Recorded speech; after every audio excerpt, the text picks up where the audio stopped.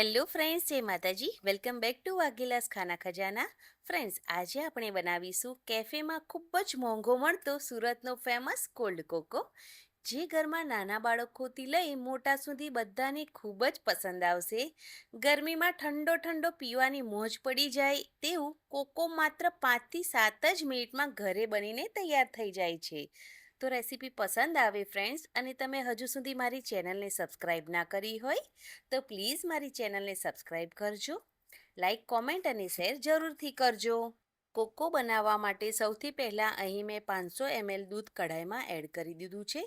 દૂધ અહીંયા ફૂલ ફેટવાળું હોય તેવું જ લેવાનું છે. હવે આ દૂધમાંથી આપણે અડધી વાટકી જેટલું ઠંડુ દૂધ સાઈડ પર કાઢી લઈશું, અને બાકી બચેલા દૂધમાં આપણે એક ઉભરો આવવા દઈશું. દૂધમાં ઉભરો આવે છે ત્યાં સુધી આપણે જે ઠંડુ દૂધ સાઈડ પર કાઢ્યું છે તેની અંદર 4 ચમચી જેટલો આપણે કોકો પાવડર ઉમેરીશું, અને સાથે 2 ચમચી જેટલો કસ્ટર્ડ પાવડર ઉમેરીશું. તમને આ પાવડરનું પેકેટ માર્કેટમાં ખૂબ જ સહેલાઈથી મળી આવશે. હવે દૂધ સાથે બંને પાવડરને હલાવી અને મિક્સ કરી લેવાનો. કસ્ટર્ડ પાવડર અને કોકો પાવડર બધું જ દૂધમાં એક સરખું મિક્સ ના થઈ જાય ત્યાં સુધી આપણે તેને હલાવવાનું. તો તમે જોઈ શકશો કે હવે બિલકુલ ગાંઠા રહ્યા નથી અને એકદમ સરસ મિક્સ થઈ ગયું છે. તો હવે તેને સાઈડ પર મૂકીશું. આ બાજુ ગેસ ઉપર દૂધ પણ એકદમ સરસ ગરમ થઈ ગયું છે. એક ઉભરો આવી જાય એટલે ગેસની જે ફ્લેમ છે તેને આપણે સ્લો કરી દેવાની છે, અને ચમચાથી હલાવી અને ધીમા તાપ ઉપર 1 મિનિટ સુધી દૂધને ઉકાળી લેશું. જે પણ દૂધમાં પાણીનો ભાગ હોય તે બધો બળી જાય અને દૂધ ઘટ્ટ થઈ જાય. હવે દૂધને મીઠું કરવા માટે અહીં 4 ચમચી જેટલો મેં સાકરનો પાવડર ઉમેરેલો છે. તમે તેની જગ્યાએ ખાંડનો પણ ઉપયોગ કરી શકો છો. સાકર પેટને ઠંડક આપે છે, તો ઉનાળાની ગરમીમાં બને ત્યાં સુધી સાકરનો ઉપયોગ કરવાનો.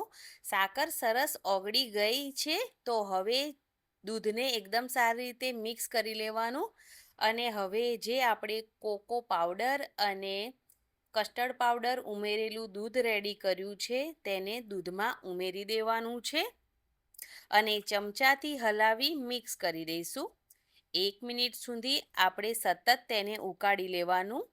જેમ જેમ દૂધ ઉકળશે તેમ તેમ તે ઘટ્ટ થવા લાગશે.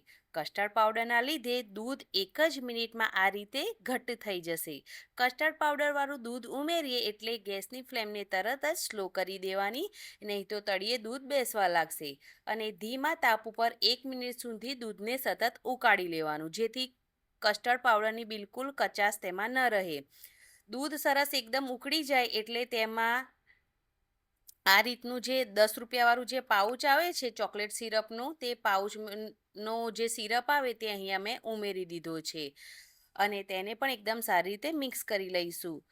માર્કેટમાં સરળતાથી આ પાઉચ મળી રહેશે. તમારા ઘરમાં જો ચોકલેટ હોય તો તમે ચોકલેટના ટુકડા કરીને પણ ઉમેરી શકો. અહીં આપણે ચોકલેટને મેલ્ટ જ કરવાની છે, તો તમે કાં તો આ રીતે ચોકલેટ સિરપ ઉમેરી શકો અથવા ચોકલેટના ટુકડા પણ ઉમેરી શકો, અને ફરી પાછું અડધી મિનિટ સુધી આપણે દૂધને ઉકાળી લેશું, જેથી ફરી ચોકલેટ સિરપનો કલર છે તે આપણા કોકોમાં એકદમ સરસ આવી જશે. તો દૂધ સિરપ ઉમેર્યા પછી ફરી અડધી મિનિટ સુધી કોકો મેં ઉકાળી લીધો છે.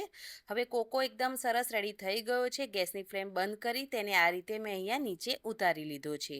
હવે તેને રૂમ ટેમ્પરેચર પર આ રીતે હલાવીને ઠંડો કરી લઈશું.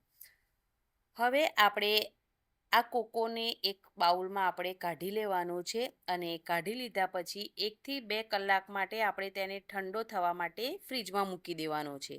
જો તમારી પાસે વધારે ટાઈમ ના હોય તો તમે ડીપ ફ્રીજમાં પણ અડધા કલાક માટે મૂકી શકો છો. તો મેં અહીંયા તેને 1 કલાક માટે ફ્રીઝમાં મૂકી દીધો હતો. હવે એકદમ સરસ કોકો ઠંડો થઈ ગયો છે, તો તેને મેં બહાર કાઢી લીધો છે.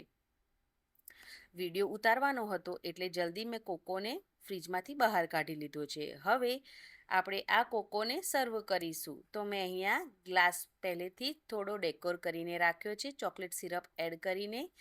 તો ફ્રેન્ડ્સ, ઠંડા ઠંડા કોકોને આપણે થોડી બદામના કતરણ અને ચોકલેટ ખમણી અને ગાર્નિશિંગ કરી લેવાની છે. તમે જે પ્રમાણે પસંદ હોય એ પ્રમાણે તમે આ કોકોનું ગાર્નિશિંગ કરી શકો છો.